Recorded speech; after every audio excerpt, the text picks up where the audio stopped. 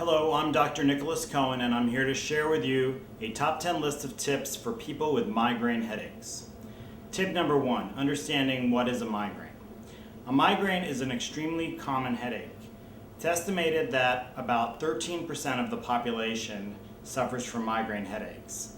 And if you break that down even further, about 18% of women and about 7% of men have migraine headaches. So it's twice as common in women.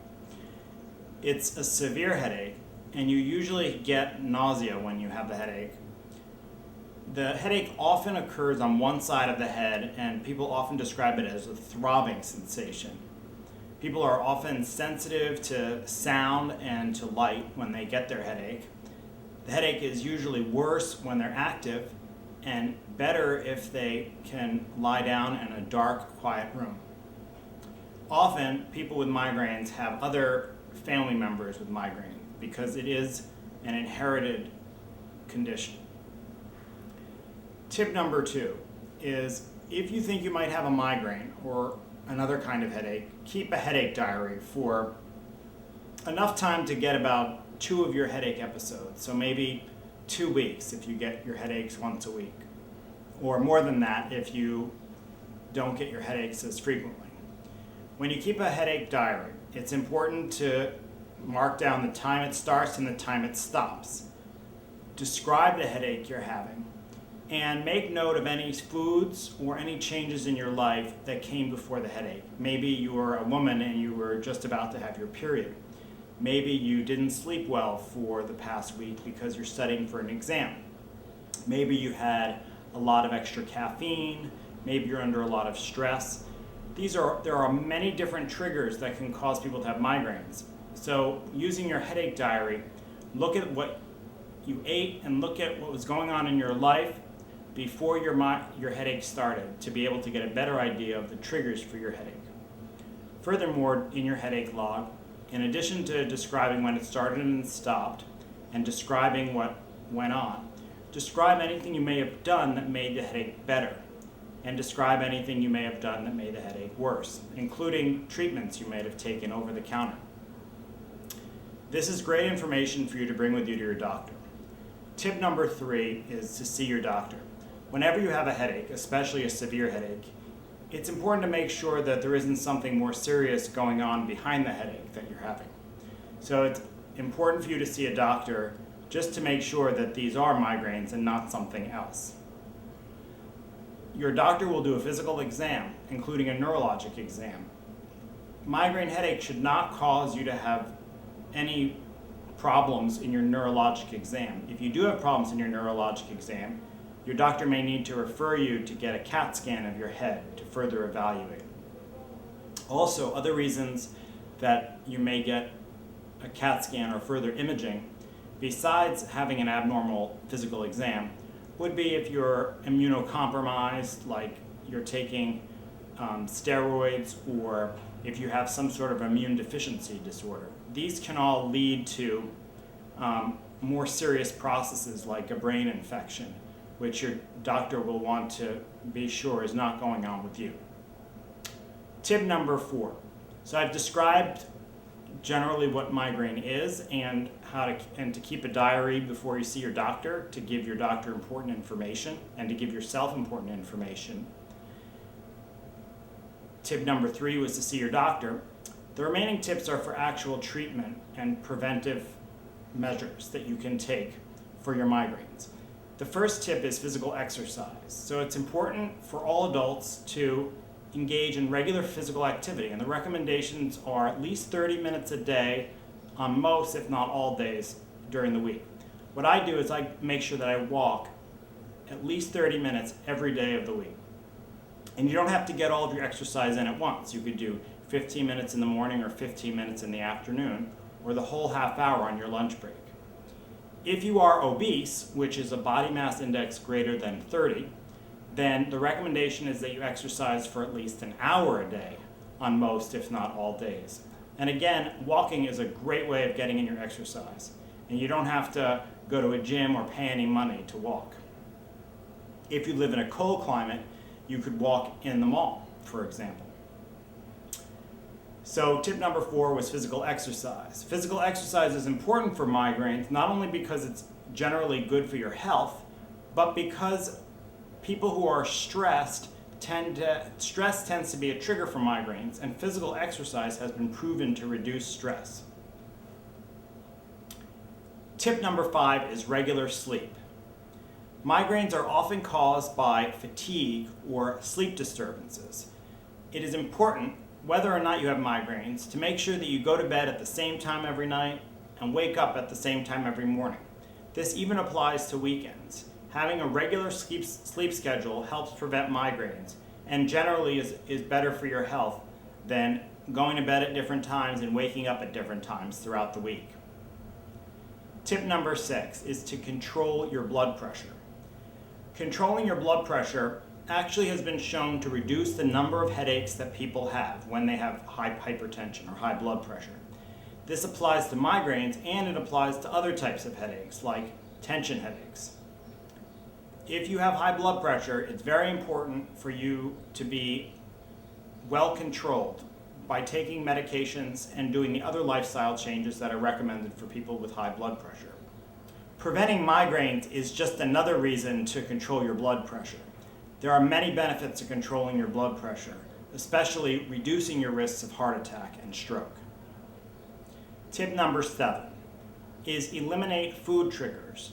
There are a few foods that are particularly associated with causing migraines in people or triggering migraines. If you are eating any of these foods and you think that they could be contributing to your migraines, for instance, in your headache diary, you did eat these foods before your headache started, consider cutting these foods out. Foods that are particularly notorious for causing migraines include nitrites. Nitrite is a very common preservative in snack food, including beef jerky as well as other processed foods, including hot dogs. If you should check the labels of the food you're eating. If they contain nitrites, like sodium nitrite, cut all these foods out of your diet. These foods are generally not good for you to begin with, but the nitrates in them could be contributing to your migraines. Aspartame, which is in Sweet and Low, has also been shown to cause people's migraines.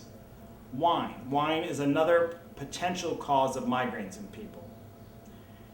Drinking excess alcohol in general, not even wine, but any kind of alcohol, and drinking excess caffeine has also been associated with migraines.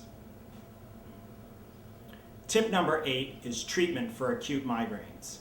The principles of treatment for acute migraines. So we've talked about in tips 4 through 7 things you can do to prevent migraines.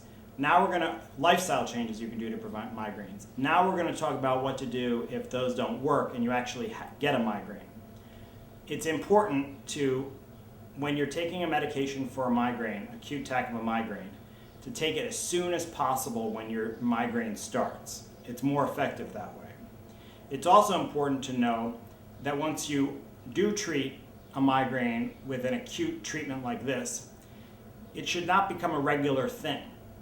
If you end up needing to treat your migraines with a medication more than 4 times in a month, you should see your doctor about starting a medication that will prevent migraines from occurring. Because if you keep treating migraines acutely with medication, you can develop what's called chronic daily headaches from overuse of pain relievers. The recommendation that I have is that you try a combination over-the-counter medication such as Excedrin migraine. This contains acetaminophen, which is Tylenol, aspirin, and caffeine. You can take 2 tablets every 6 hours, but a maximum of 8 tablets in any 24-hour period. You should talk to your doctor before starting this medication because aspirin can cause stomach upset, especially if you have gastric ulcers. And Tylenol can cause problems with your liver, especially if you have a history of liver disease or you take more than 4 grams of Tylenol in any 24-hour period. So this is my first recommendation for immediate relief of a migraine headache. My second recommendation is actually a prescription. It's called the triptan medication. The one that I would start with is called sumatriptan. It comes in 50 milligram tablets. I recommend taking sumatriptan 50 milligrams as soon as headache begins to come on. And then if you're not relieved after 2 hours, I recommend taking another 50 milligrams of sumatriptan. So I've covered in tip 8 the treatment of migraine once it starts. Tip number 9 is preventive treatment of migraine with medication. Preventive treatment of migraine with a medication that you would take every day for at least 6 months after you start it is recommended if you're getting your migraine headaches at least or more than 4 times a month, if your migraines are occurring and causing significant disability, or if your migraines last for more than 12 hours. The medication that I recommend is one with the least side effects and the easiest to take. It's called verapamil. I recommend taking 40 milligrams 3 times a day. You can increase the dose with the supervision of your doctor to up to 80 milligrams 3 times a day. This medication does not have the most evidence to show that it works, but it is effective in many people and has one of the least amount of side effects. So it's a good medication to try to begin treating migraines that you need to treat with a daily medication. An alternative for people who don't respond to verapamil or have a slow heart rate or low blood pressure, which if you take verapamil, it could even slow your heart rate more or lower your blood pressure more. So I don't recommend it for people with slow heart rate or low blood pressure. An alternative to verapamil is amitriptyline.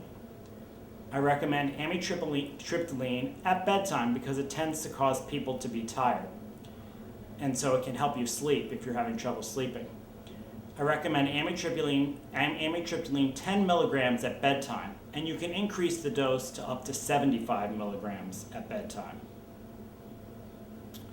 Another principle is taking one of these prophylactic migraine. So the 2 medications I described for daily use to prevent migraines, verapamil and amitriptyline, can also be used in people who have migraines that are associated with their menstrual period. So if you're a woman who always gets her migraines when she's having her period, you can try taking these medications a couple of days before you expect your menstrual period and your migraine to start, and continue taking them for as long as you expect to have your headache. That way you're not taking the medications every day, but you're taking them just around the time of your period when you expect your migraine to start. Tip number 10 is to believe in yourself. Migraines are extremely common. Up to 18% of women get migraines. And there are very effective tips for you to try, including changing your lifestyle and taking certain medications that are extremely effective in preventing and treating migraine headaches. I hope these tips have been helpful. Thank you very much for listening, and have a great day.